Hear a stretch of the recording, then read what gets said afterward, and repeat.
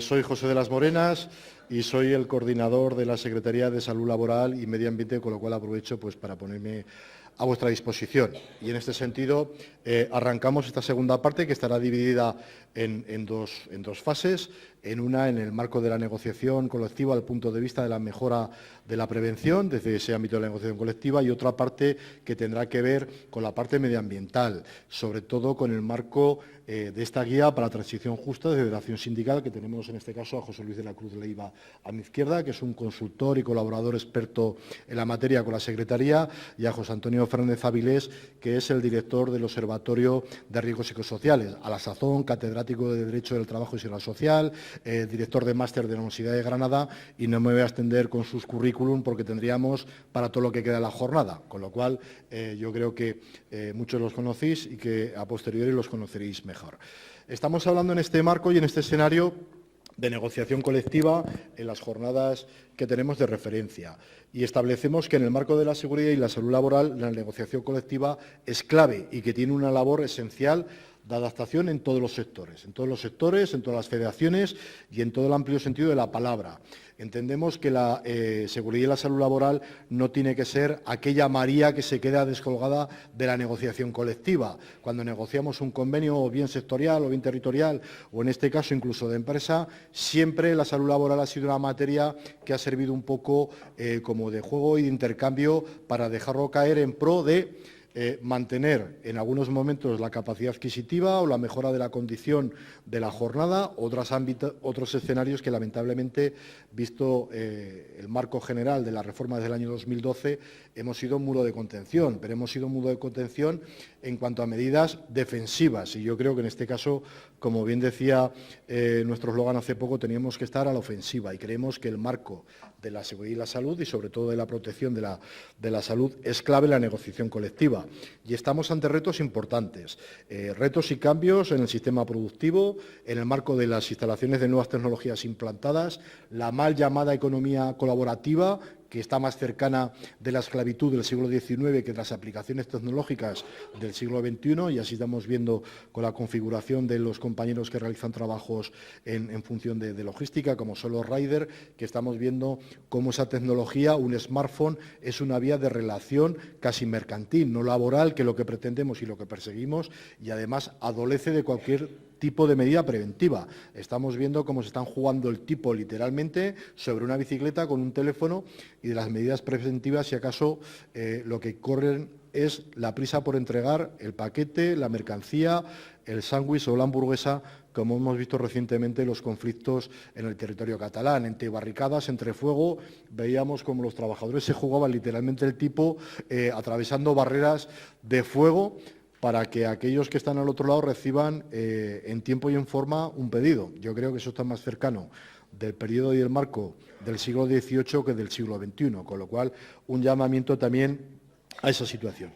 Y sobre todo en el marco de la negociación, el marco esencial y clave como es la figura de los delegados de prevención. Reivindicamos esa figura también dentro del marco de la negociación colectiva, que se extrapole al medio ambiente. Creemos que las comisiones de medio ambiente y la figura del delegado de medio ambiente debe ser una figura a reivindicar dentro del marco de la negociación colectiva, y tenemos el reflejo claro. Tenemos la Ley de Prevención, la Ley 31/1905, que recoge qué facultades, qué formación y qué escenarios contemplan los comités de seguridad y salud, y la representación en este contexto especial de la figura del delegado de prevención. Todo el mundo lo tiene claro, todo el mundo lo identifica, pero no queremos que el marco medioambiental y ese marco de la transición justa tan necesaria hoy sea una carga añadida al delegado de prevención. Queremos y deseamos que sea una medida complementaria a lo que es el delegado de prevención, que se constituya también esa figura del delegado de medio ambiente, y que se constituyan esas comisiones de medio ambiente que no solo se preocupen de la recogida de los residuos que generan valor, sino también de los ámbitos energéticos, del ahorro energético, y también, ¿por qué no?, de la movilidad al centro de trabajo. Hablamos de los gestores de movilidad, esa figura clave que puede poner encima de la mesa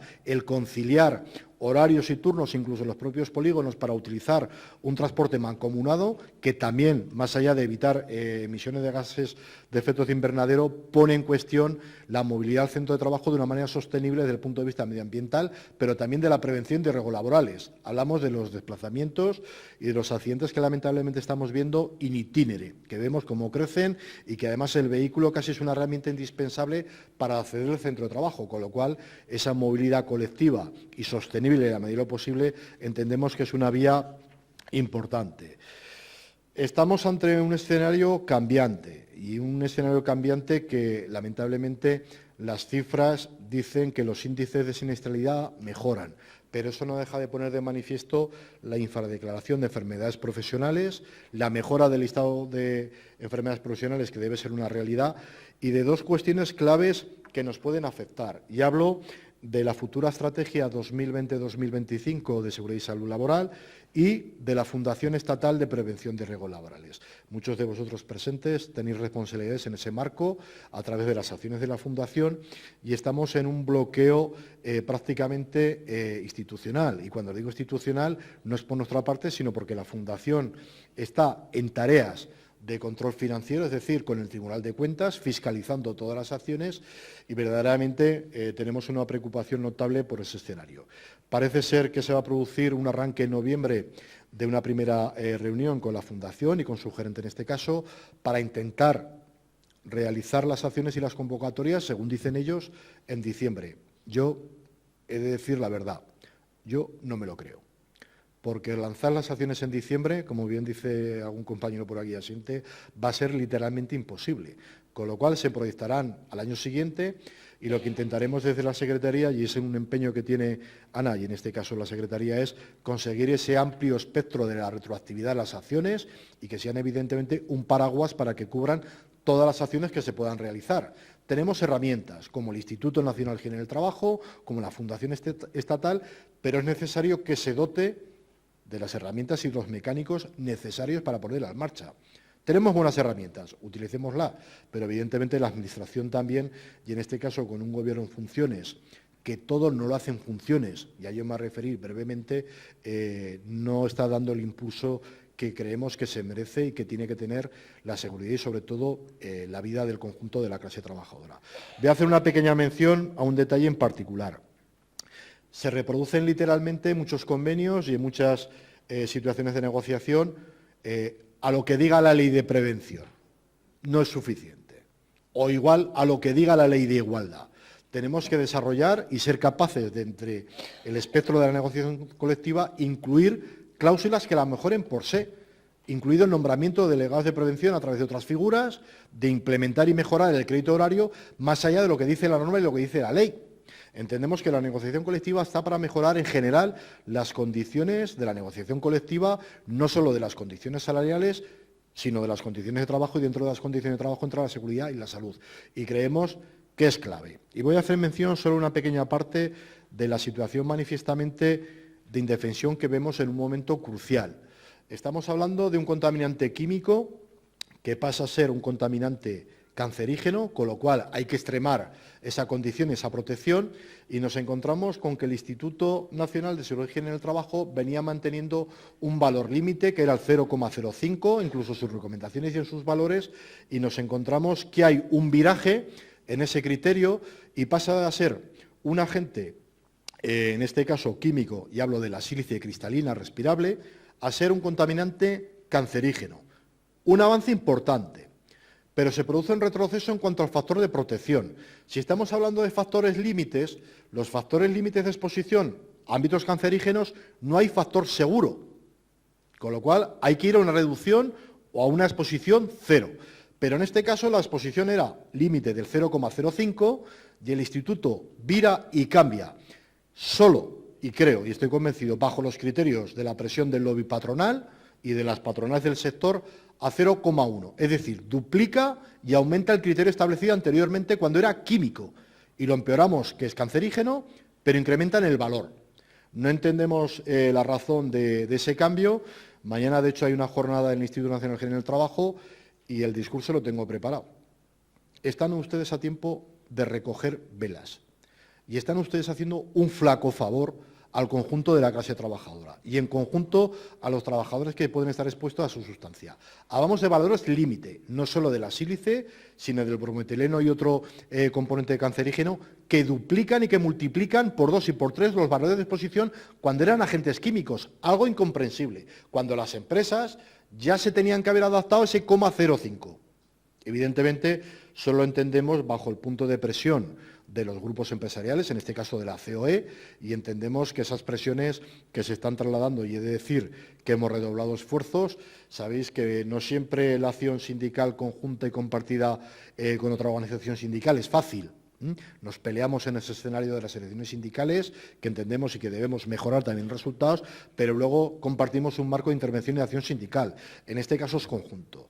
Se han hecho intervenciones desde la Confederación y de la Secretaría con este escenario, conjuntamente con los compañeros de comisiones, pero nuestro objetivo es que paralicen esa modificación. No está publicado en el Boletín Oficial del Estado, que es el Santo Sanctorum, y tienen hasta el 17 de enero, creo recordar, para paralizarlo, con lo cual estamos ejerciendo toda la presión y la Confederación Europea de Sindicatos está en esa labor también. De hecho, comentaba con algunos compañeros que anoche tuve una conversación más que tensa con el Europarlamento, en este caso en Bruselas, vía telefónica, que posiblemente se escucharan las voces sin el teléfono por el medio, porque evidentemente creo que están atentando contra la seguridad y, lo que es más grave, contra la salud de los trabajadores. Con lo cual, por mi parte, en este caso, les voy a pasar la palabra a nuestros compañeros, que son muchísimos más versados que yo en las materias que van a tocar, que son grandes especialistas y, lo que es más principal, que son grandes compañeros y colaboradores de esta nuestra organización, que es la Unión General de Trabajadores. Con lo cual,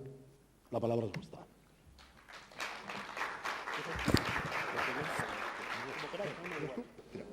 Pues en este caso, José Antonio Fernández Dáviles.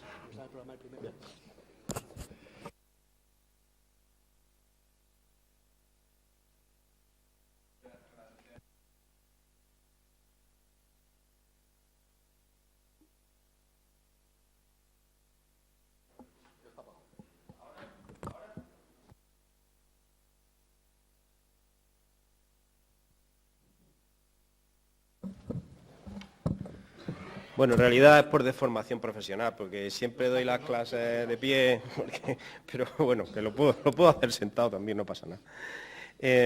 Bueno, pues buenas tardes a todos. Mis primeras palabras son de felicitación a los compañeros de Acción Sindical por la jornada que han organizado, que son de actualización, que son de revisión, de temas clásicos y de temas novedosos, y que seguramente, pues yo he visto el programa y me ha encantado, pues os va a dar una panorámica general, global, de cómo va el tema de la negociación colectiva en nuestro país. Y también, pues, a Ana, a José, a los compañeros de la Secretaría de Salud Laboral, por pensar en mí para estar aquí con todos vosotros. Mi intervención versa sobre negociación colectiva y prevención de riesgos laborales. En realidad me habían pedido que reflexionara con vosotros sobre cómo había ido evolucionando el desarrollo, ¿no?, por la vía de la negociación colectiva de nuestra Ley de Prevención de Riesgos Laborales. Yo, como tengo ya una edad y voy a estructurar el asunto, podéis acordar de una canción de un grupo que son Los Siniestros Total, ¿no? Tenían un tema que era quiénes somos, de dónde venimos y a dónde vamos. Pues así voy a estructurar mi intervención. Voy a empezar por de dónde venimos, porque lo que pasa ahora no es en parte consecuencia de lo que ha pasado, quiénes somos, cómo estamos, ¿no? Y luego iré hacia dónde vamos, o hacia dónde nos gustaría ir en este tema del desarrollo convencional de la prevención de riesgos laborales. ¿De dónde venimos? Y solo voy a ser aquí muy breve. ¿De dónde venimos? Pues venimos, visto un poco más a largo plazo, de un modelo autoritario de relaciones laborales. ¿Y qué hemos hecho estos 40 años? Pues una transición muy larga, la transición. Ahora se dice que posiblemente mañana ya se cierre la transición. Bueno, no, la transición de los sistemas de relaciones laborales, por muchos motivos, también se ha prolongado mucho tiempo, ¿no? Entonces seguimos en esa larga transición. ¿Cuál era el modelo precedente? Pues hasta la instauración de este modelo democrático, inspirado en un modelo socialdemócrata de relaciones laborales, pues la negociación colectiva y la prevención de riesgos laborales, se ha utilizado metafóricamente la expresión, eran como el agua y el aceite. ¿Por qué? Porque hasta entonces las cuestiones relativas a la salud laboral eran una materia reservada exclusivamente y ejercida exclusivamente por el poder estatal. Era un sistema de heterorreglamentación estatal. Un tercero, era el que determinaba esos mínimos de las condiciones. Por contraposición a un modelo que tendría que implementarse de auto. Los sujetos afectados son los que se dan su propia regulación, que eso es lo que significa autonomía colectiva, autonomía del poder de un sujeto, en este caso compartida con la patronal, para autodotarse de normas en esta materia. Pues por eso lo explica todo lo que pasa en realidad en nuestros días. Nosotros no arrastramos una larga tradición histórica de negociación colectiva en materia de seguridad y salud en el trabajo. Es por eso que, por ejemplo, hasta nosotros, ¿qué norma tuvimos? ¿Cuál era la norma estelar o central de la prevención de riesgos laborales? Estamos hablando de hace apenas 20 años. Pues una ordenanza del año 71 y algunos preceptos dispersos del Estatuto de los Trabajadores. Eso es lo que teníamos hasta hace 20 años, con lo cual, no es cierto que todo lo que se ha hecho en negociación colectiva puede que no sea, desde luego el panorama no es del todo satisfactorio, ni mucho menos, pero hombre, mirándonos a cómo estaba la situación hace 20 años atrás, se ha avanzado bastante. Bueno, por eso es lo que explica, ¿no?, que este tránsito hacia un modelo democrático, hacia un modelo más participativo, hacia un modelo donde el papel de la negociación colectiva en esta materia sea superior, pues eso explica parte de lo que sucede en nuestros tiempos. No ha sucedido solo con la prevención, y conviene recordar ciertas cosas. Hasta la reforma del 92, la mayoría, una buena parte de los convenios colectivos, por ejemplo, en estructuras salariales y en clasificación profesional, se seguían remitiendo a las ordenanzas, porque eran temas técnicos muy complejos y los interlocutores sociales no estaban en condiciones, en sus unidades de negociación, de abordar estas cuestiones y preferían referirse a sistemas de organización del trabajo que eran de 30 a 40 años atrás. Por eso hubo que derogarlas, definitivamente, para que las tuviera que asumir necesariamente la negociación colectiva. Porque claro, eso pasó, fijaos, hasta el año 92. Es decir, que los problemas de la prevención no son en este sentido tan diferentes de lo que ha venido sucediendo también hasta un cierto momento en materia salarial, en materia, por ejemplo, también de clasificación profesional. En general, en cuestiones que requieren un cierto o un conocimiento técnico bastante avanzado por parte de los que van a sentarse en la mesa de negociación. ¿Cómo estamos? Bueno, la situación que arranca de la Ley de Prevención de Riesgos Laborales en materia de espacio de regulación a la negociación colectiva es muy buena. Es decir, se abren unas posibilidades, se abren unos espacios de negociación increíbles. Pero es que ese camino no está exento de dificultades, ¿no? Hay un asunto, por ejemplo, de la ley, que es un punto crítico del que se habla poco. Es que cuando la ley de prevención habla de normas preventivas, se refiere también a la norma convencional. O sea, equipara todo lo que vosotros negociáis en vuestras unidades de negociación, son normas, igual que una ley, a efectos preventivos. Hay que ser conscientes de eso. Pero eso tiene una dificultad ahí. Al hablar de norma convencional, hay una opinión mayoritaria que dice que si lo que se negocia, o el instrumento en el que se negocia, algo relativo a la salud laboral, no es un convenio colectivo estatutario de los de eficacia general, al no ser norma, no se va a considerar norma preventiva, podría considerarse otra cosa, un acuerdo privado, etcétera, algo que se lleva al terreno del derecho privado, y por ejemplo eso no va a ser controlable por la Inspección de Trabajo, no podría generar actuaciones sancionadoras administrativas. Luego, una ley muy loable, sí, pero ese primer asunto de los distintos tipos de convenios colectivos que caben en nuestro país, pues ahí no está resuelto. Y puede ser que una parte de vuestra actividad negocial, si no se hace dentro del marco estatutario, a pesar de que sea algo que sea consensuado y que tiene vocación normativa donde se negocia, no es que sea yo defensor del convenio colectivo extraestatutario, pero puede ser que estéis negociando algo y que se os descuelgue el partner que normalmente tenéis que llevar para constituir válidamente una comisión negociadora. Entonces sabemos quién es. Pues entonces lo que vayáis a negociar ya no va a ser norma preventiva. Bueno, este es un primer elemento del que me gustaría avisar, porque en la Comisión Nacional, en uno de los grupos de trabajo, precisamente se replanteó y la Inspección de Trabajo se cerró en banda y nos decía que todo lo que no sea convenio colectivo extraestatutario para ellos no es norma, no se publica en un boletín oficial, no sigue el principio de publicidad y ellos eso no lo van a controlar. Pues sí, así de claro. Bien, es cierto que crecen los convenios colectivos con cláusulas convencionales y los primeros análisis, que ya hay muchos, eso es de fácil acceso, y empiezan, pues, normalmente suelen empezar por los datos estadísticos, que la verdad que eso dice bien poco, porque lo que importa es ir a los aspectos cualitativos de las regulaciones. De nada me sirve. Se han incrementado el número de convenios colectivos que contienen cláusulas sobre prevención de riesgos laborales. Muy bien, pero vamos a ver qué dicen, porque si no aportan nada, o para poner lo mismo que ya está en la ley, pues usted no lo contabilice, porque, bueno, ahora hablaré un poquito más sobre eso. Es decir, que es cierto que la negociación colectiva todavía no ha llegado a ser esa herramienta complementaria, ¿no?, de la ley, con una regulación, todos lo sabemos, pues que puede entrar más en detalle, que es más adaptable, dice la estrategia, a la realidad de la empresa, se le olvidó poner también a la realidad del sector, pero bueno, todos sabemos, más adaptable a la realidad de la empresa y del sector, y sobre todo, la negociación colectiva es más dinámica que cualquier norma estatal, que cualquier ley, que cualquier real decreto. Se puede modificar continuamente. Vosotros sabéis que hemos pasado también un tránsito, la reforma de la negociación colectiva nos ha llevado... Nosotros veníamos del modelo estatutario, del modelo del estatuto de negociación colectiva que estaba hecho a imagen y semejanza de la ley, que encajaba dentro de lo que llamamos modelo cerrado de negociación colectiva. El convenio se negocia ahora y lo tenemos para 3, 4, 5 años. Y ya está. Y durante ese periodo no se negociaba apenas nada. Sí, teníamos las comisiones para resolver los problemas aplicativos e interpretativos, pero no se iba renegociando nada sobre la marcha. La reforma laboral ha ido rompiendo eso y nos han ido llevando hacia un modelo de negociación colectiva más dinámica.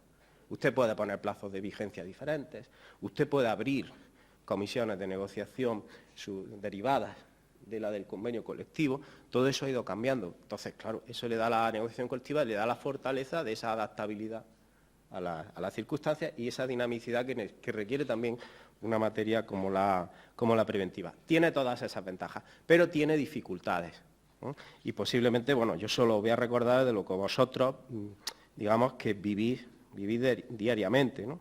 La primera dificultad es una dificultad de fondo de la negociación colectiva. Vosotros estáis desarrollando funciones cuasi públicas, cuasi legislativas, cuando os ponéis a negociar un convenio colectivo, porque lo que estáis negociando es normas dentro de su ámbito de aplicación. Y porque vuestra representatividad se basa en un sistema de mandato legal, de representatividad legal. La ley ya os ha dicho que sois vosotros los que tenéis esa representatividad para negociar en un determinado ámbito.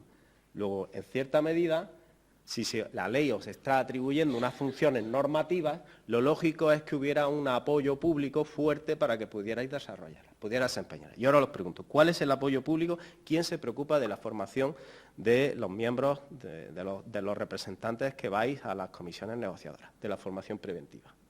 No hablo dentro de la organización, que nuestra organización sí se preocupa, ¿no? Por eso existen estas jornadas, por ejemplo. ¿Pero qué apoyo público hay para eso? ¿Y qué pasa? Pues que, por eso todo el debate que se planteó en su momento, ¿no?, que lanzaron los sindicatos al Estado, y que si queréis que sigamos cumpliendo esta función normativa, sectorial, de empresas, etcétera, que nos tenéis que dar más apoyo público para desarrollar esa función, ¿no? Porque ese es nuestro modelo, es el modelo que implantamos, que se implantó, ¿no?, a raíz del Estatuto de los Trabajadores del año 80.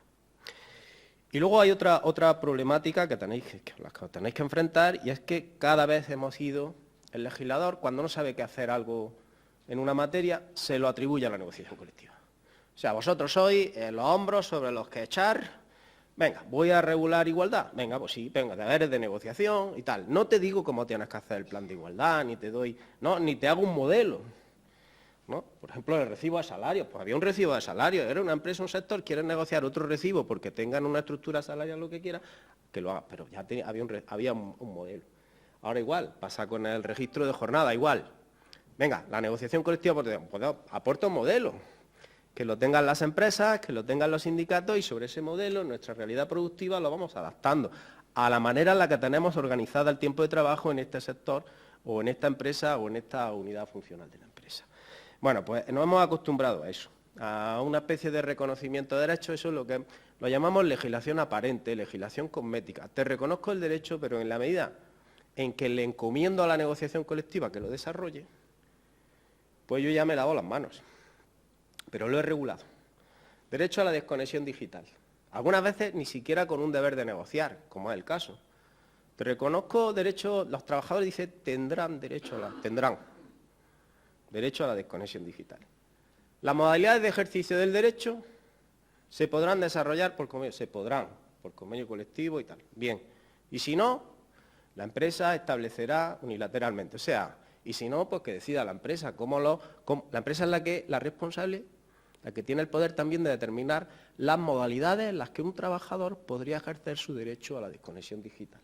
Estos son los nuevos modos de regulación, ¿no? A veces con deberes de negociación, otras veces no. Pero bueno, claro, el gobierno de turno que se ahorra, pues se ahorra dos cosas.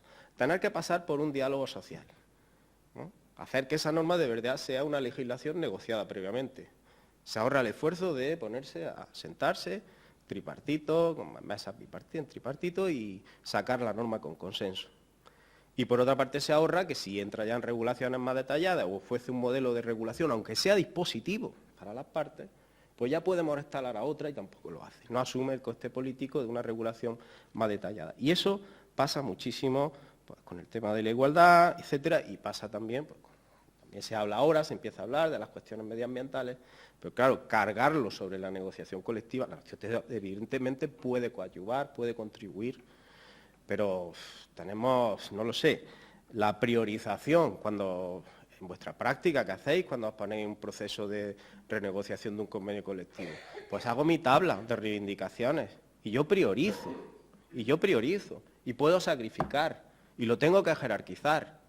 Y en un periodo de crisis o de post-crisis, como estamos pasando, pues, ¿qué se prioriza? Y eso parece, desde el punto de vista razonable, ¿por qué? ¿Qué prioriza? Mantenimiento del empleo, salarios, eso es lo primero.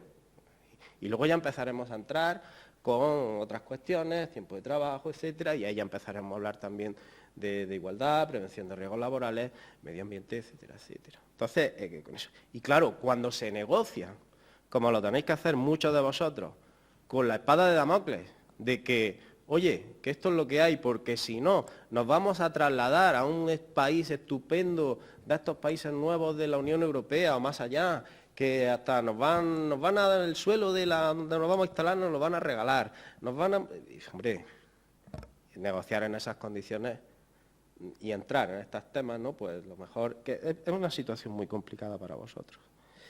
Y luego, ¿qué ha pasado también? Otra de las dificultades, bueno, diremos, al derecho a la autonomía colectiva, en el año 2012, el gobierno le dio un batacazo, pero un batacazo del que todavía no nos hemos recuperado. Porque lo que hizo fue hacer una intervención autoritaria, heterodirigista, ¿no? Entró a heterodirigir, a través de la ley, ¿no? la propia estructura negocial. Y eso lo hizo con una línea claramente pues, hacia la descentralización, hacia el fortalecimiento de la posición del empleador en los procesos de negociación, hacia un debilitamiento de los niveles sectoriales de negociación colectiva que en documentos de la propia Comisión Europea hay documentos que dice la Comisión que hay que debilitar el poder sindical sectorial en la fijación de salarios. ¿No? Así. Y nuestro gobierno, pues, fiel ejecutor de todo lo que le iban diciendo de allí, lo aplicó. Lo aplicó a un extremo que quizás no lo pensábamos, porque hacía muy poco que se había negociado el acuerdo interconfederal para la negociación colectiva y la estabilidad en el empleo, que le dieron en llamar. Menos, un mes y medio. Y para nada aparecían ese tipo de medidas. La patronal para nada hubiera pensado que le diera tantísimo regalo. El regalo fue tan grande que yo creo que ni se lo esperaba. ¿Cuál fue el regalo? La prioridad aplicativa del convenio colectivo de empresas en las materias centrales. La flexibilización en la posibilidad de inaplicación de los convenios colectivos por la vía del artículo 82.3 y algunas cosas más. Pero claro, todo eso vosotros diréis, bueno, pero que la ponencia es sobre prevención de riesgos laborales. A la prevención de riesgos laborales, si uno mira esas reglas, por ahí no aparece. Bueno, claro, eso es en apariencia. Pero claro, si la reforma de la negociación colectiva ha afectado a materias tan importantes, por ejemplo, los salarios son la manera en la que se compensa al trabajador. Luego, alguna repercusión, ¿no? Un factor de riesgo psicosocial es la compensación, el sistema de compensaciones. Pues claro, tema de tiempo de trabajo, pues tiene mucho que ver con la conciliación de la vida laboral y familiar, que también son factores de riesgo, ¿no? Por no hablar de otras reformas, la flexibilidad, los contratos a tiempo parcial, toda la panoplia para los jóvenes que se inventaron de contratos precarios que no ha tenido ninguna virtualidad para la creación de empleo joven y que finalmente, afortunadamente, se derogaron. Entonces, toda la reordenación de tiempo, las prolongaciones admitidas de jornada, no compensadas, etcétera, ¿no? Es uno de los problemas que ha tenido la Inspección de Trabajo, ¿no? Para controlar y que están en el origen de la necesidad de introducir medidas, por ejemplo, como la del registro diario de jornada. Pues claro, eso no es de extrañar, y nosotros en el observatorio se han desarrollado algunos proyectos que explican esto muy bien, pues que se hayan agudizado los procesos de inseguridad en el trabajo, se hayan incrementado los niveles de estrés, el miedo al perder el empleo, aceptar las prolongaciones de jornada no reconocidas, pues porque tengo que mantener el empleo, porque esto es lo normal aquí, etcétera, etcétera. Todo esto repercute sobre la calidad de vida en el trabajo de los trabajadores. Y no se ha referido, ninguna de esas normas se había referido al tema de la seguridad. Pero claro que repercute muchísimo, ¿no? Luego, en términos de salud laboral, y hay estudios que sí lo acreditan, ha habido un retroceso como consecuencia de esa, por llamarlo, degradación, ¿no? De las condiciones.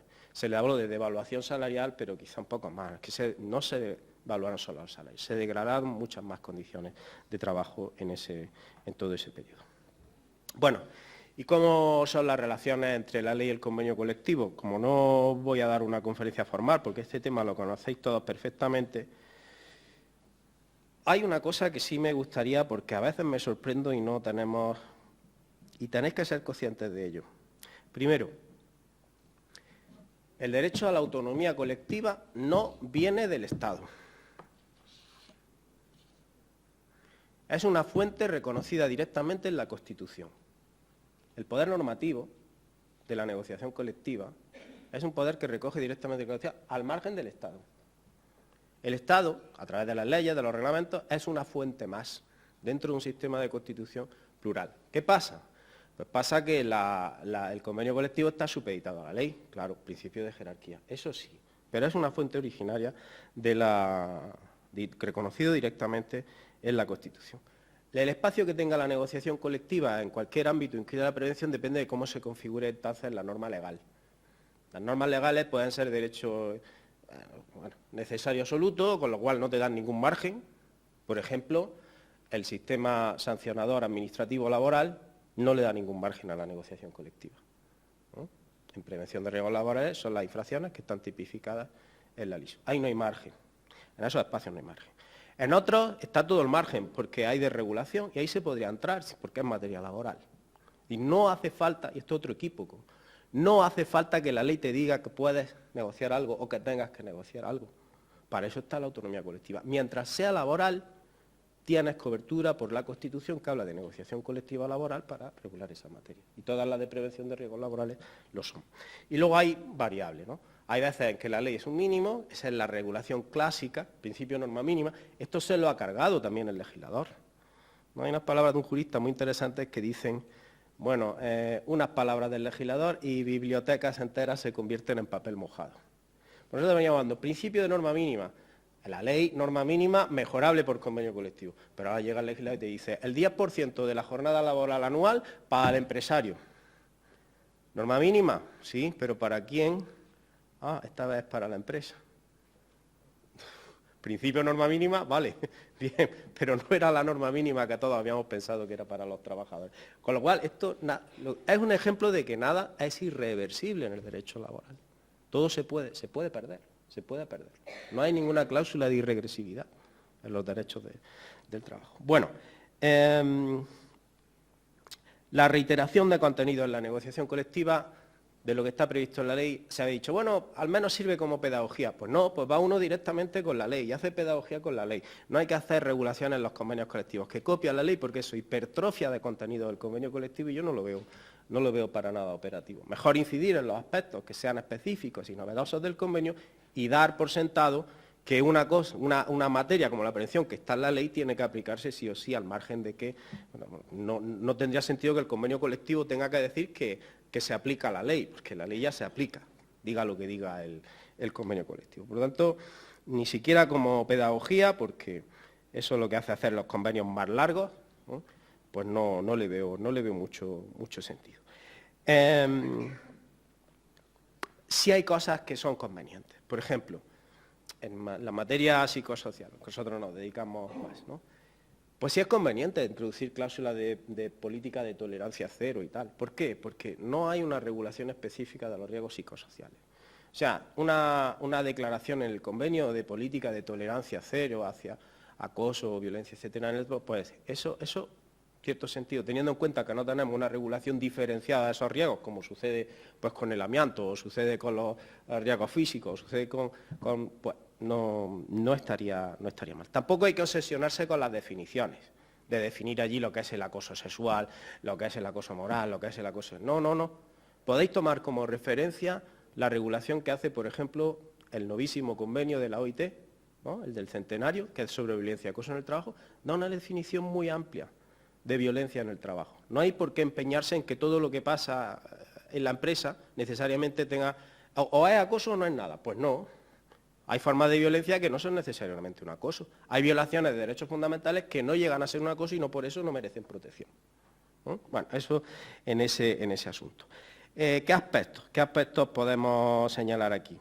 La planificación preventiva, la selección de los métodos de evaluación, reforzar la concreción de los medios personales y materiales que tiene que tener el servicio de prevención propios y que se consideren adecuados y suficientes, reforzar el aspecto dinámico de la participación, ¿no? La revisión de los delegados de prevención, la revisión de los sistemas preventivos periódicos, mejorar los aspectos de información y formación de los trabajadores, adaptando a las necesidades de cada puesto de trabajo y de las funciones que se desempeñan en cada puesto de trabajo, pero aquí cuidado, esto tiene pros y contras. Normalmente el lado empresarial no va a estar en desacuerdo en que en un convenio se ponga para este puesto se va a considerar formación tal, ¿no? Tienen que recibir tal formación. ¿Por qué? Porque eso le puede servir a ellos en un litigio judicial para decir, yo sí le di la formación adecuada y necesaria, pues yo cumplo lo que decía el convenio. Hay que tener cuidado, a lo mejor lo que dice el convenio no agota tu obligación. Entonces, aquí yo no lo tengo tan claro que tengamos que ir por esa vía. Digo, puedes tener ciertas ventajas, da más seguridad jurídica, pero nos podemos encontrar que te pueden oponer lo que dice el convenio colectivo, es decir, yo ya he cumplido con lo que dice la norma. Entonces aquí hay que tener un poquito de cuidado. La vigilancia de la salud, pues también. Sobre todo hacer, cuando entréis en regulaciones de vigilancia de la salud, que vengan referidas a las funciones que se hacen, que vengan referidas a los puestos, a los riesgos específicos, a las enfermedades profesionales que vosotros sospecháis que, catalogadas o no, pueden estar adquiriendo los trabajadores en esos puestos. Esa sería la buena función que podría hacer el convenio colectivo. Prevención participada, pues ya José ha apuntado muchas cuestiones, ¿no? Métodos diferentes de designación de los delegados de prevención, siempre que sea elegido directamente por los trabajadores, claro. El crédito horario, porque claro, aquí en esta materia el tránsito al sistema preventivo en participación se hizo a coste cero. Le echamos sobre los hombros de los delegados de prevención, pero esto no lleva crédito horario adicional. Eso hay que ganarlo en la negociación colectiva. Reconocer derechos de participación más incisivos. Esto sabemos que la patronal no quiere ni oír, pero por ejemplo, codecisión en el modelo de organización interna de la empresa, en los casos en los que la empresa tenga posibilidad de optar por un modelo u otro. Bueno, vamos a debatir si aquí hace falta un servicio de prevención o basta con uno designado, una designación de trabajadores. Ahí pues se puede incidir. O, por ejemplo, también, es lo que hemos propuesto desde nuestra organización, cuando hemos tenido ocasión de ello, que haya codecisión a la hora de seleccionar el servicio de prevención ajeno. Porque eso afecta muchísimo. Luego, a todo lo relacionado con la gestión de la incapacidad, Todo, luego tiene mucha conexión con muchas cosas. La creación de órganos paritarios específicos para seguimiento en cierto tipo de riesgos, por ejemplo, los psicosociales, pero sobre todo fundamental. Nuestra normativa tiene una carencia importante que no existe, por ejemplo, en otros países, y es el tema de, bueno, la carencia está en la pequeña y mediana empresa. ¿Cómo llevar ahí la participación preventiva? Pues inevitablemente a través de la figura de los delegados territoriales o sectoriales, ya podríamos entrar a debatir si son más convenientes unos que otros. Hay países que sí lo tienen regulado, por ejemplo, el caso de Italia, no todos. Con lo cual, bueno, pues cubre espacios y cada vez más, como vamos al mundo de la microempresa, de pequeñitas empresas, de grupos empresariales, pues esto es más interesante. Protocolos de actuación en materia de riesgos psicosociales, acoso, etcétera, etcétera. Llevarlos a la negociación colectiva, por lo que he dicho al principio, porque es una norma, no es el ejercicio del poder directivo empresarial, que se queda fuera de lo que sería una norma propiamente dicha. Y luego en la regulación, pues no son los mismos unos protocolos que otros, porque vuestra participación es muy variable en los órganos decisorios o en los órganos de instrucción en estas hipótesis, con lo cual no es para nada indiferente.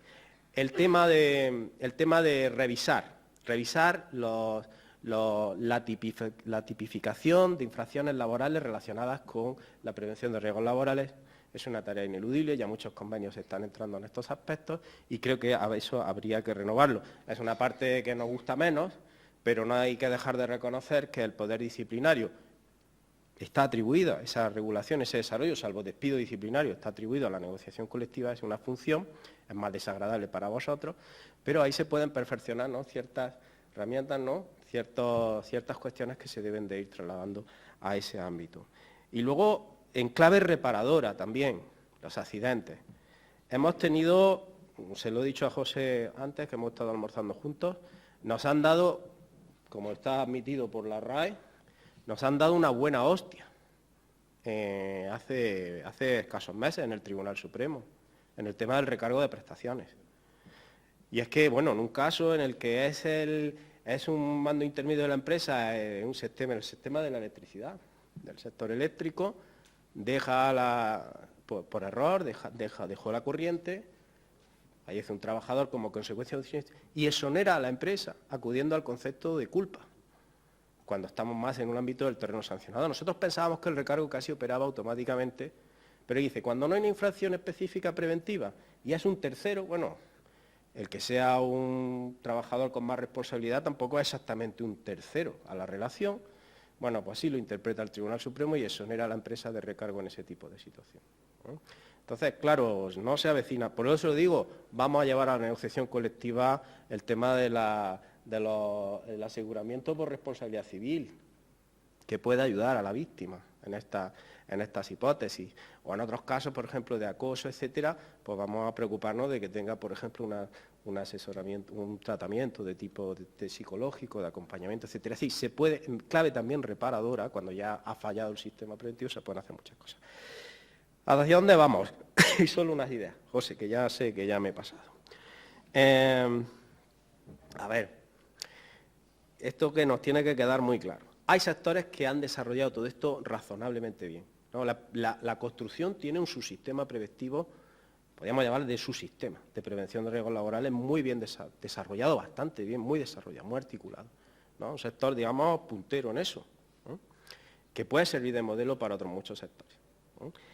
Pero bueno, es que la construcción era un sector especialmente afectado por la siniestralidad, por el accidente. ¿Pero qué pasa? La economía ha cambiado, la economía se ha terciarizado. Cada vez más vamos a una economía de servicios y cada vez más los riesgos vienen con el cambio tecnológico, con los cambios organizativos. Y cada vez más vamos a tener menos siniestros, y eso es bueno. Pero vamos a tener más problemas de tipo mental, vamos a tener más problemas de tipo musculoesquelético. Por lo tanto, hay que reorientar, nosotros también tenemos que reorientar la acción en la negociación colectiva hacia la nueva naturaleza de los riesgos que tienen los trabajadores que afrontar en el trabajo. Y hay que estar pendiente de cómo se reorganiza la empresa. Por eso os digo, no tengáis una visión, digamos, reducida de la prevención. La prevención está relacionada también con los aspectos organizativos del trabajo, con el diseño de los puestos de trabajo, con las relaciones laborales en la empresa. Hay que reforzar la conexión entre los servicios de prevención y el delegado de prevención, porque los servicios de prevención son también una herramienta del delegado. Así lo configura la ley española.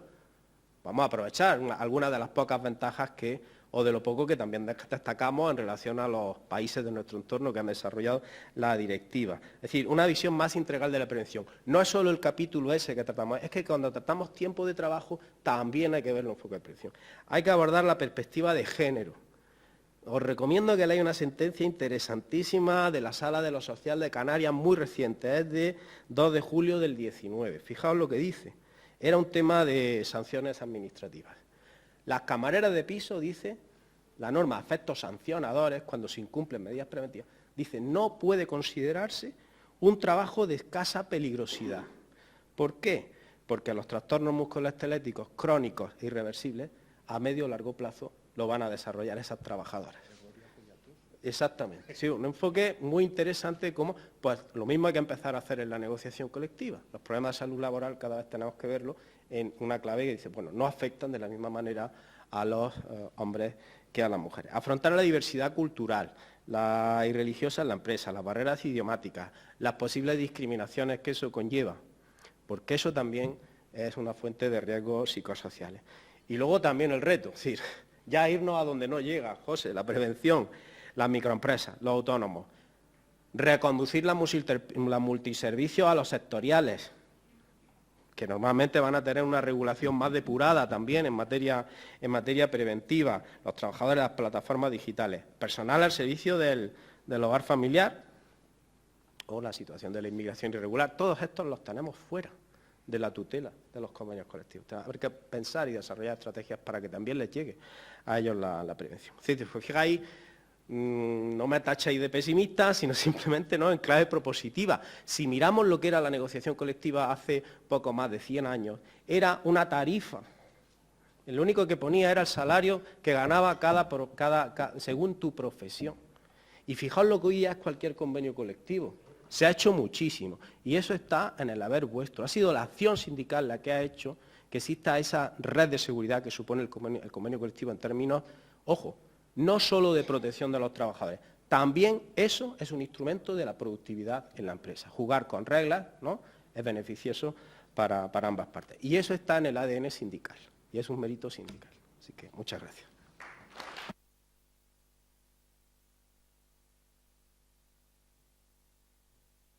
En este caso, José Antonio, y en este caso trasladamos ya la palabra a José Luis de la Cruz Leiva, consultor experto y amigo de la organización y otras muchas cosas más, con lo cual tenemos una guía también que hay que dar a conocer, que es la guía para la economía y la transición justa desde la acción sindical, con lo cual en este caso, José Luis, la palabra es tuya. Pues muchas gracias. Se me oye bien, ¿no? Ahora he puesto bien el micrófono yo, vale. Bien, vamos a cambiar de tercio. Por un lado, joder, me quedo con... Si José Antonio decía de pesimistas, sabéis que los que nos dedicamos a temas de medio ambiente se nos trata más de apocalípticos, más que de pesimistas, ¿no? Yo voy a cambiar el tercio, realmente. Voy a intentar dar todo un mensaje lo más optimista, pues más que un mensaje, un reto. Luego también, decía al principio José, salud laboral es la María. Joder, ¿y medio ambiente entonces qué somos? Esto ya entonces ya vamos a ver. Yo lo que quiero sobre todo transmitiros y haceros ver es que si ahora mismo se trae la variable ambiental hacia la acción sindical, no es porque se haya vuelto locos ecologistas, es porque el sistema productivo nos lleva hacia ello. Y o entramos de esa forma o no hay otra a entrar. Por otro lado, veía también el programa y veía que de repente veo en el programa y se habla de igualdad. Digo, coño, joder, perdonad, hablo muy mal, lo siento. Suelto tacos de vez en cuando, disculparme. Digo, hombre, igualdad, ahí tiene que ver temas también de medio ambiente con los temas de igualdad. Veía también que se habla tema del impulso salarial. Voy a dar alguna variable que a lo mejor los temas ambientales tienen que ver con el tema del salario, que a lo mejor hay variables ambientales que pueden incidir en que mantener el empleo y mantener el salario si actúo sobre los temas ambientales. Vamos a ver si eso es posible o no. Digo, para que ver la importancia que va a tener esta variable. También habla de formación. Bueno, qué deciros, eso lo voy a decir y repetir constantemente porque es necesario. De las nuevas formas de trabajo, totalmente. Está hablando de un nuevo sistema productivo, total y absolutamente, y más cuando me meto en los temas de economía circular. Luego se habla, por ejemplo, decía José Antonio, nuevos riesgos. Todo el sistema productivo, todo el cambio del sistema productivo con las variables ambientales se enfrenta a nuevos riesgos. ¿Riesgos psicosociales? Por supuesto. Si yo estoy hablando ahora de energías renovables y hablo de energías renovables offshore, ahí tengo todos unos riesgos psicosociales de toda la gente que va a estar trabajando ahí, construyendo mar adentro durante un tiempo aislado del resto del mundo. Por otro lado, también habla de las camareras de piso y decías los riesgos musculoesqueléticos. ¿Y todos aquellos productos químicos con los que trabaja? No puedo introducir en cláusulas, decir que todos sean productos químicos que no sean, más allá de la toxicidad hacia la persona, ya incluyendo la toxicidad hacia el medio. Luego también se decía, ¿no?, el tema de hombres y mujeres. Fijar, la transición ecológica, ahí hay un aspecto, no es que sea de hombres y mujeres, pero sí es cierto que donde más afecta, hoy hay una masculinización del puesto de trabajo. Quizás son más puestos de trabajo de hombres los afectados por la transición ecológica que puestos de las mujeres. Y hay que actuar también ahí para buscar una igualdad en esos puestos de trabajo. Toda la parte energética y demás. La parte energética, sobre todo la parte energética, en la transición energética sobre todo. Y luego también otra cosa más, que se hablaba de la generación de microempresas. Por supuesto, también estamos ahí en la parte ambiental. Cuando hablamos de la economía circular va hacia una economía también que va a cambiar del producto al servicio. Por lo tanto, voy hacia el servicio y voy hacia empresas mucho más pequeñas. Por lo tanto, también ahí hay un reto para la acción sindical. Por lo tanto, como veis, no estoy hablando de medio ambiente, estoy hablando de un cambio del sistema productivo. Es lo que realmente quiero llegar a transmitir y quiero que se vea por qué llego. Y luego, vamos, si decimos ya o hablamos de la ley de prevención, ¿cuántas leyes hay ambientales? Muchísimas más que de prevención. ¿Cuántas se cumplen? Muchísimas menos. Pero bueno, eso es otra cuestión, eso es otro tema. Esa es otra de las acciones que también hay, ese cumplimiento legal. ¿Por qué hablo de ese cumplimiento legal? Fijaos, una vez, hace ya años, no voy a decir quién fue, lógicamente, fue en Andalucía, eso sí, me vinieron un caso y me dijeron, fíjate, el tema del medio ambiente, qué bien nos ha venido en la negociación que hemos hecho con la empresa. Hemos conseguido que, como tenía toda una serie de denuncias por contaminación, hemos conseguido que los despidos sean a 60 días.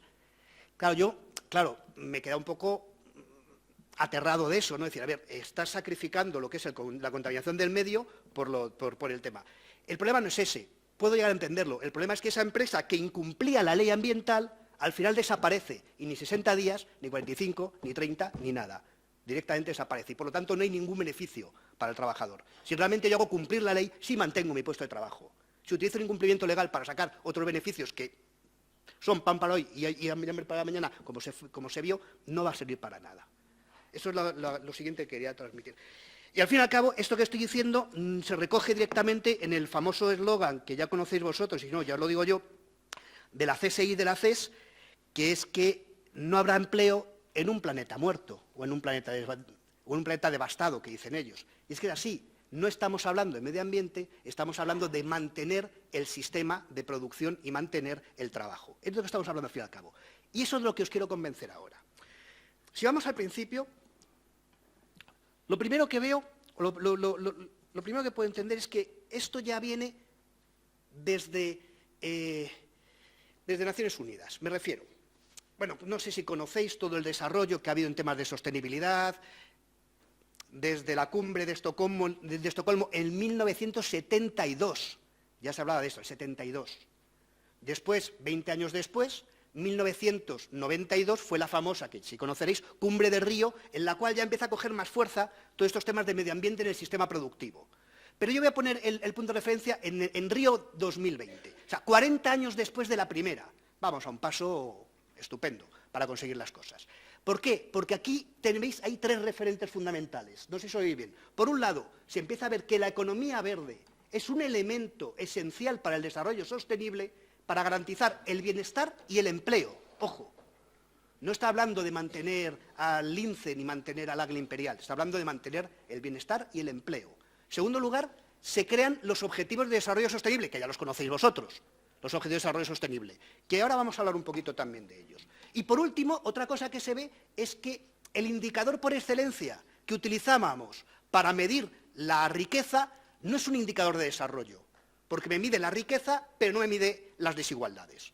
Y se piensa que hay que generar un nuevo indicador.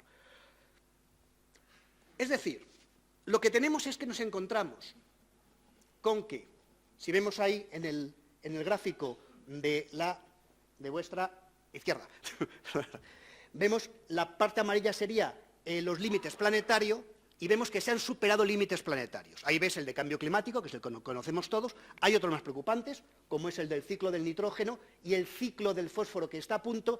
Y bueno, y el de la biodiversidad siempre lo pongo porque a nadie le importa la pérdida de biodiversidad, pero no os olvidéis que estamos hablando de un 7% del PIB mundial y la biodiversidad es la base de mucho del sector productivo. Empresas químicas, empresas farmacéuticas, mucho tipo de empresas. Por lo tanto, no hay que menospreciarlo.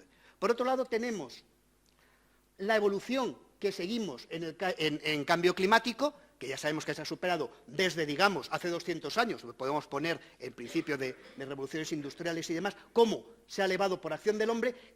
No estamos aquí, sabéis que estamos en 415, que ya tuvimos unos parones de 4 minutos 15 segundos por las marchas climáticas. El 430 es el camino que llevamos, si no se hacía nada, de aquí a 2030, de acuerdo con el Acuerdo de París. Y 450 sería el límite. Dice, hombre, ¿y esto qué me importa? Pues, hombre, me importa, porque, entre otras cosas, porque a todo el mundo le gusta que haga calor, pero si no hay agua, la cosa va mal. Y el agua es una materia fundamental para producir energía y para la producción de las industrias. Por lo tanto, ya me llega a importar, ya veo la relación hacia el sistema productivo. Y luego, por último, tenemos esos objetivos de desarrollo sostenible, que veis que han variado, son herederos de los objetivos de desarrollo del milenio, que lógicamente no cumplimos, porque para qué vamos a cumplir las cosas, pero hay que plantearlas, y vemos que se han expandido a 17, de los cuales, casi no me hace falta el micrófono, estoy dando cuenta ahora que grito bastante, perdonad, de los cuales veo que existen los típicos sociales, vemos que se ha aumentado en la parte más de producción y consumo, con el indicador de empleo digno y crecimiento económico, ya nos toca un poquito, pero también tenemos el de consumo responsable, nos toca también bastante, y luego tenemos unos muy ambientales, ¿no? Cambio climático, flora y fauna acuático, ecosistemas marinos sería, ecosistemas terrestres.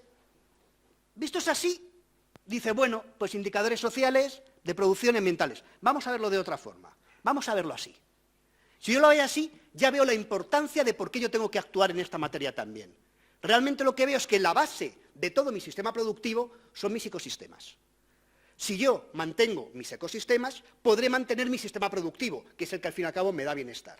Por lo tanto, ya veo que sí, hay una relación y ya hay algo que yo tengo que actuar para poder mantenerlos. ¿De acuerdo? Visto de esta forma es diferente. Bueno, este sería el estado como está actualmente España, en el informe que se hizo este año, en el 2019, sí. Solamente he traído los dos últimos, el de innovación, el de industria e innovación y el de empleo, que bueno, pues no es que estemos bien del todo, pero bueno, ahí tenéis un poco el desarrollo. Pero bien, visto esto me decís, vale, José, esto me lo creo, me lo dices bien, pero yo creo que hay que ver de dónde se obtiene el que se pongan así los indicadores y el que se vea de esta forma el desarrollo. Si yo me voy a cómo ha variado la productividad del planeta, que es lo que me importa, es decir, yo lo que estoy viendo es que yo tengo un sistema productivo que utiliza la productividad de mi territorio para producir y de ahí generar el resto. Veo que ocurre esto. Si vemos desde el año 61 al año 2016, todos aquellos países que están en verde, que veis en verde, son aquellos países que tenían bioproductividad positiva, es decir, tenían superficie bioproductiva como para generar toda la riqueza, todos los materiales que necesitaban para su desarrollo. Y cuando están en rojo, veo que se han comido esa bioproductividad. Lo que veo, por un lado, es que del año 61 al año 2016 aumentan fundamentalmente los países que están en rojo. Pero luego veo otra cosa también.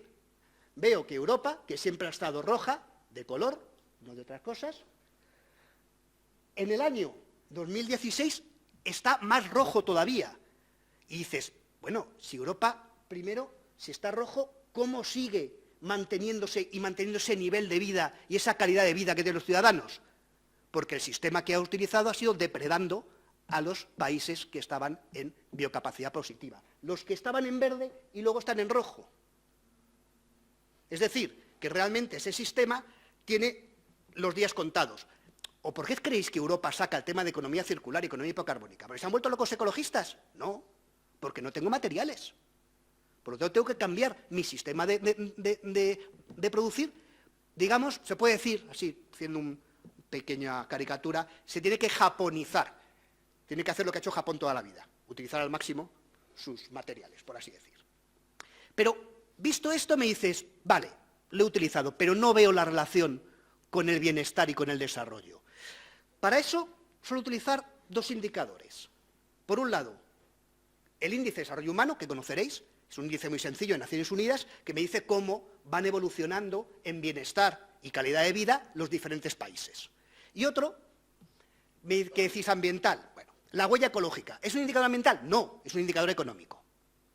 Está creado por dos economistas, Bakernagel y Ries, y me dicen cuál es la superficie bioproductiva que necesito para satisfacer mis necesidades básicas, de alimentación, de casas, de superficie de energía y de superficie para absorber el CO2 que yo emito.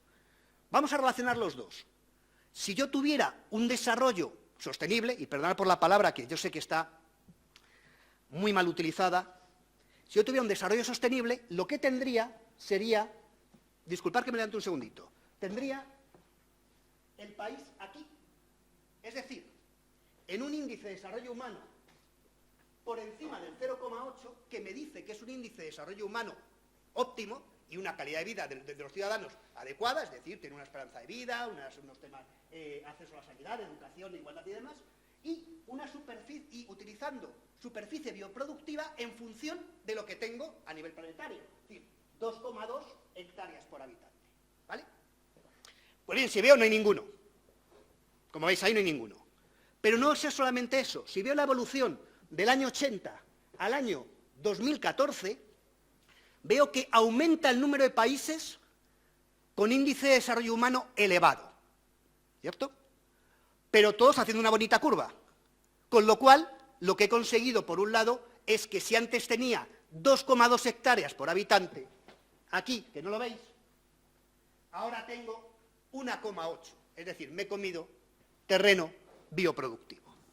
Por lo tanto, en conclusión, lo que tengo que hacer es cambiar mi sistema de vida. Ah, y por cierto, un apéndice. Sobre todo lo que más aumenta en el momento en que aumenta la calidad de vida de los países son mis requerimientos energéticos, fundamentalmente.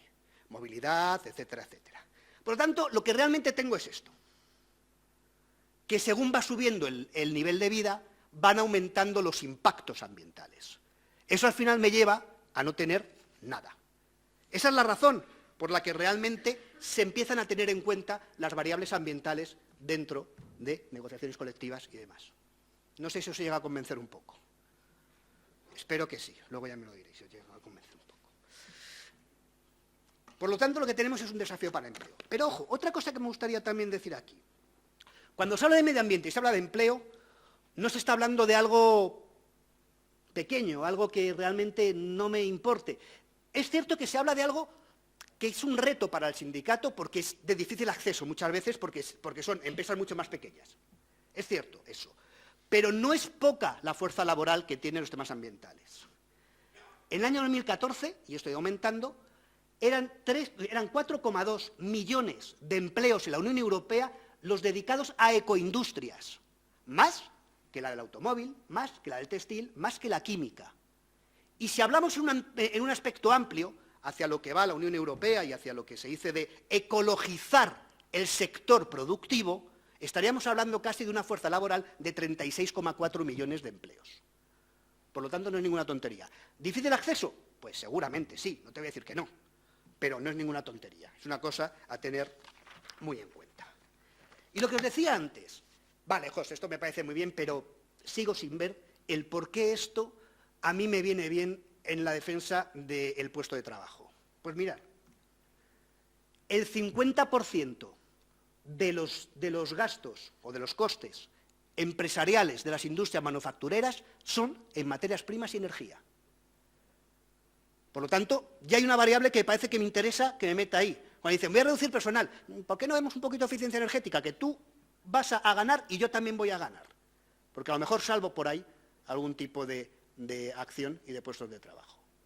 ¿vale? Y por otro lado, llevado a la economía circular, es que el 60% del residuo que generan no se recicla, no se composta o no se reutiliza. Por lo tanto, hay otra fuente ahí de riqueza que tienen que reutilizar o que podrían reutilizar. ¿De acuerdo?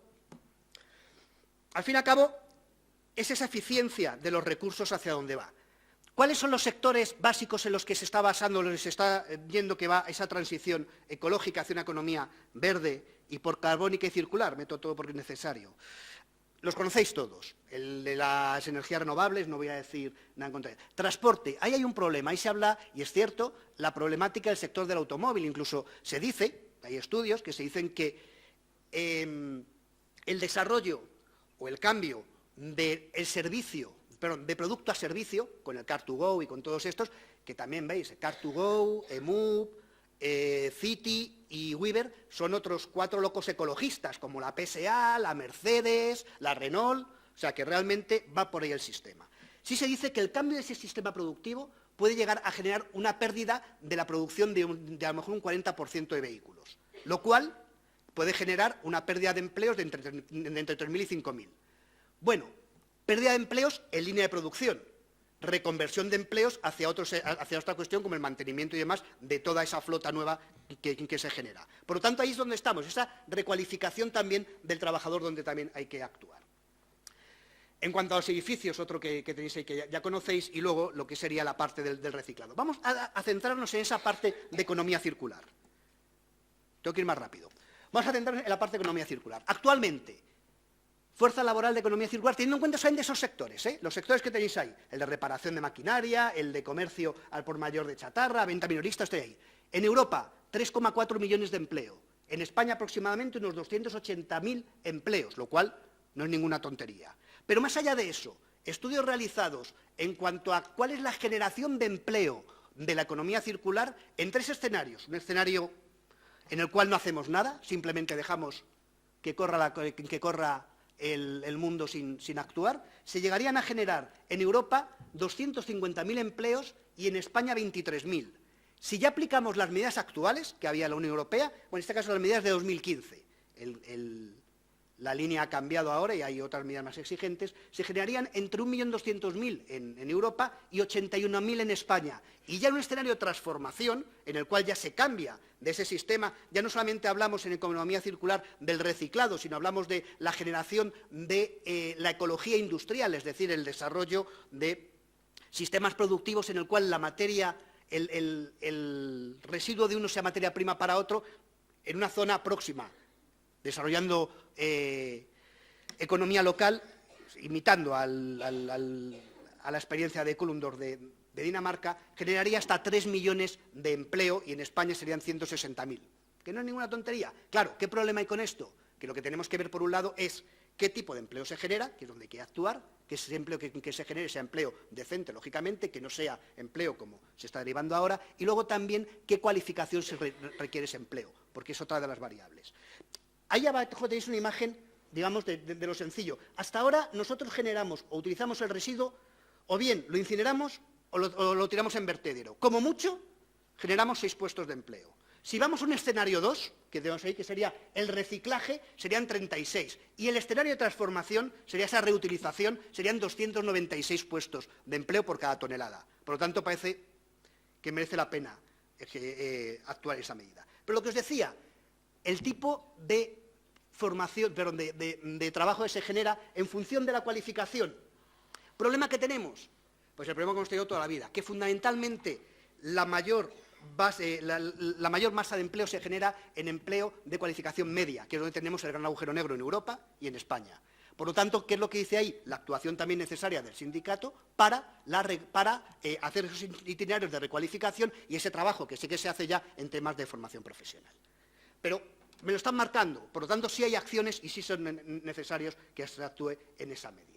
Y por supuesto, lo que hemos dicho antes, temas de garantizar la seguridad y salud del trabajo, porque hay otras variables como la nanotecnología que entra dentro de la economía verde que tampoco sabemos hacia dónde va a ir, o lo que veíamos antes de las biorefinerías. ¿Qué riesgos tienen esas biorefinerías? No lo sé. Tengo que trabajar también en ello y ahí es donde hay que estar, ¿no? Y el desarrollo, lógicamente, de competencias, como ya os he expuesto. Por eso, Por eso hemos generado la guía que os he puesto. ¡Ay! Pero otra cosa, que no quiero que se me olvide. Esto que se llama economía circular no es solo y por sí solo, sino que tiene que estar unido con lo que ya sabemos de esa transición, de esa transición energética. No puede ir una sin la otra, tienen que ir las dos de la mano. Por lo tanto, ya veo que la figura que se comentaba José antes, del delegado de Medio Ambiente, tiene enjundia suficiente como para no ser una variable más del delegado de prevención, que con todos mis respetos el de prevención no puede tener ni idea de medio ambiente, no tiene por qué saberlo, pues es de prevención y no de medio ambiente. Por lo tanto, tendría que recualificarle también, pues para eso cojo uno que ya realmente pueda ser. Pero que tenéis cambio climático, tenéis economía circular y los ODS. Por lo tanto, quizá a lo mejor no sería ni siquiera un delegado de medio ambiente, a lo mejor sería un delegado de sostenibilidad o un delegado de transición justa, no lo sé. A lo mejor es otra figura mucho más amplia. ¿Por qué? Porque a esto hay que sumarle que tenemos la Ley de Información No Financiera y las empresas están obligadas, las grandes, están obligadas a informar de sus cuentas no económicas, de variables sociales y ambientales. Algo a lo mejor tendremos que decir ahí también. O tendremos que vigilar que se haga, porque informan de pena. Últimamente, con otro trabajo que realizo de análisis de la memoria de sostenibilidad, la información que se da desde el punto de vista ambiental es mala, dispersa y no está unificada. Por lo tanto, ahí también hay que vigilar que esa información se dé de forma correcta. Pero hay buenas noticias, hay estrategia. La europea y la española, Dios mediante, cuando haya gobierno, que salga algún día. Que esa es otra cosa que estamos esperando. Importante de la estrategia española, que se le demandaba a la estrategia europea. Se decía a la estrategia europea, hay un fallo en la estrategia, no habla nada de empleo, no habla nada de formación. La española sí lo incluye, ahí tenéis ahí pequeñito, empleo y formación. Está tan pequeñito porque es que lo que había hasta ahora, antes de que salga nueva, era muy malo. Esperemos que lo que salga ahora sea mejor. Pero ahí te están diciendo, oye, que ahí hay que trabajar, que la estrategia de economía circular tiene una variable de empleo y formación y hay que estar trabajando dentro del sindicato. Bueno, todo esto que os he dicho al fin y al cabo resume, porque no quiero extenderme mucho más, que veo que voy ahí de tiempo, bueno, no hay mal tiempo, la posición sindical. Por un lado, la transición hacia la economía circular va a exigir cambios, que ya lo ha dicho también antes José Antonio, va a exigir cambios no solamente a nivel tecnológico, también en la organización y en la sociedad. Hay cambios en todas las cadenas de valor y hay que trabajar, sobre todo, para garantizar que esa transición sea una transición justa. En relación a los planes de educación y los planes de formación, como ya hemos dicho, y en ese sentido, lo que hemos hecho, una de las cosas que hemos hecho ligadas a la participación y la propuesta que UGT está haciendo en esta línea, que una de las cosas que está haciendo es sensibilizar e informar a la ciudadanía y sensibilizar e informar también dentro del sindicato. Llevamos ya 2 años, el año que viene será el tercero, desarrollando unos talleres de economía circular para que el delegado sindical sepa de qué va esto, más o menos parecido a lo que estamos haciendo ahí, un poco más amplio, lógicamente, porque es más tiempo. Y fruto de eso, lo que hemos hecho también ha sido generar este manual de la acción sindical en economía circular, que describe prácticamente lo mismo que estoy describiendo aquí ahora de forma mucho más rápida, lógicamente, ¿no? ¿Qué es importante de ahí también? Ver un poco cuál es, más allá del papel del delegado y demás, ver un poco cuál es la posición o cuál es la parte de diálogo social que puede desarrollar el sindicato. Más allá del convenio, que me parece que está muy bien y trabajar en convenio me parece estupendo, yo creo que la acción sindical tiene que ir mucho más allá. Es decir, tiene que ir desde, por un lado, el análisis sectorial y trazar la evolución de las necesidades de competencias y promover el aprendizaje de profesional permanente, crear incluso consejos sectoriales para analizar, porque claro, no es lo mismo la economía circular o la conversión que sea en el sector energético que el sector de la industria. Hay muchas variables, habrá que analizar todo eso. Quizá incluso, no lo sé, la CSI ya lo ha hecho, crear un observatorio de la transición ecológica, un observatorio de la transición justa, para no decirlo ecológica, que puede sonar mal a lo mejor, en el cual se analicen cuáles son esos perfiles, se creen charlas como estas en un momento dado, se creen grupos de trabajo específico para ver esos itinerarios de recualificación que son necesarios, puestos de trabajo, qué nuevos sectores, qué nuevos riesgos. Quizás es necesario generar ese tipo de acciones. Por otro lado, también garantizar, lógicamente, igual que está, todos los mecanismos de información y consulta. Realmente, yo no, perdonadme ahí que sea un poco, pero creo que no se toma con la suficiente importancia la variable ambiental dentro de las empresas. No pido información de temas de medio ambiente en las empresas. Me da igual un poco. No lo miro. Creo que no va conmigo. Y creo que es necesario pedirlo. Por ejemplo, ¿cuántas empresas de las que tienen sistema de gestión ambiental certificado, EMAS o ISO, realmente hay trabajo ahí pidiendo información y se hacen inspecciones y se acompañan en las inspecciones? No lo sé, vosotros lo sabéis mejor que yo. Mucho me temo que no se le da la importancia que se da. Hay que trabajar en ese tema, yo creo, pero bueno.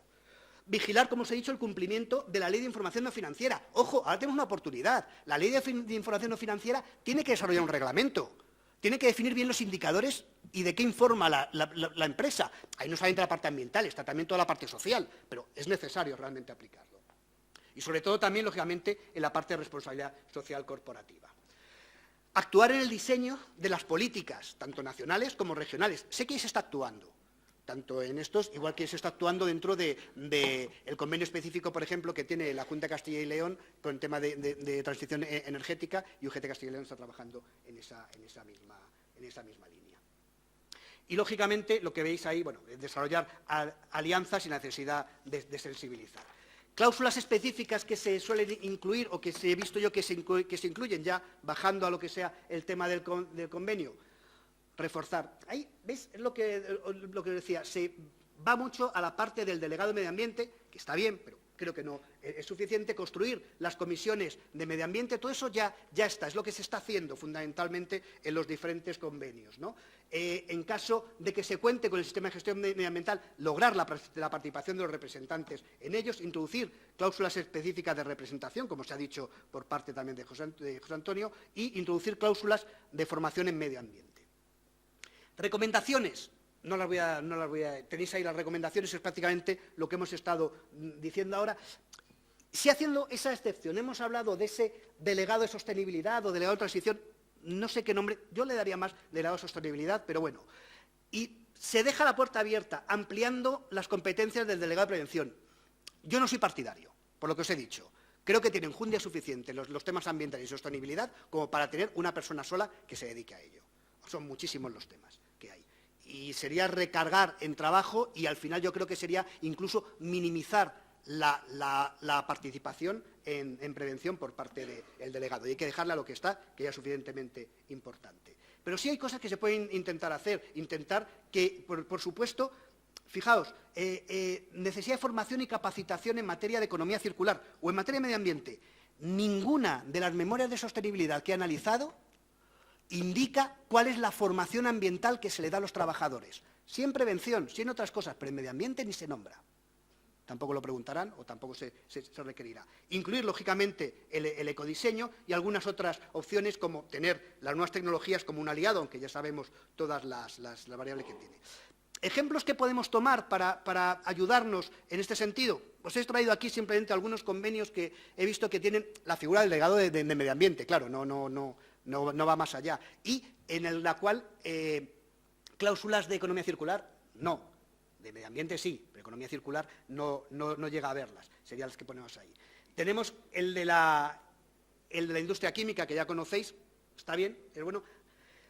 El del sector de derivados del cemento y el de las transformadoras de plásticos. Estos tres yo creo que son los que mejor reflejan y los que mejor tienen esa figura de medio ambiente. Si acaso con variaciones, porque como veis, la del derivado de cemento es esa de la que dice, y las competencias también de medio ambiente al de prevención, lo cual, bueno, me parece un error.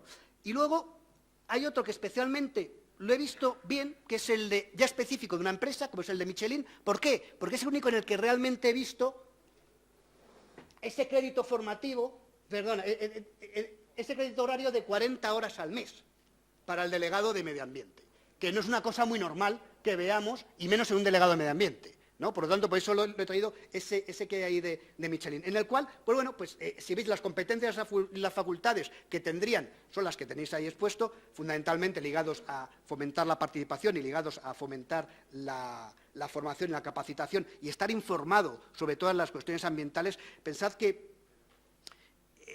cada vez va a ser más intensa el control del cumplimiento legal en temas ambientales, porque es totalmente necesario, ¿vale? Y, por supuesto, lo que decía, esa formación necesaria y demás. Ayudar también, por otro lado, se puede participar, sobre todo en aquellas entidades que tengan implantado sistema de gestión ambiental, decir, ¿por qué no se implanta un sistema de economía circular dentro de la empresa? Al fin y al cabo es implantar algo que a ellos les va a beneficiar, como es el ecodiseño y como es el uso. Y a mí me va a minimizar también en riesgos, porque si yo hago un uso eficiente de los residuos, minimizo también esos riesgos laborales que puedo tener. ¿Vale?